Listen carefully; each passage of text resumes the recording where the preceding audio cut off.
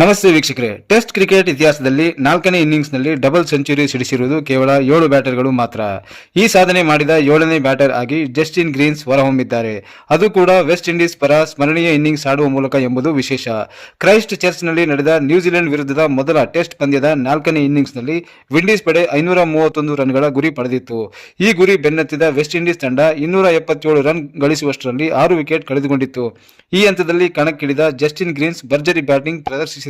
ಜವಾಬ್ದಾರಿಯುತ ಇನ್ನಿಂಗ್ಸ್ ಆಡಿದ ಗ್ರೀನ್ಸ್ ಬರೋಬ್ಬರಿ 388 ಎಸೆತಗಳನ್ನು ಎದುರಿಸಿದರು. ಈ ವೇಳೆ 19 ಫೋರ್ಗಳನ್ನು ಬಾರಿಸುವ ಮೂಲಕ ಒಟ್ಟು 202 ರನ್ ಕಲೆಹಾಕಿದರು.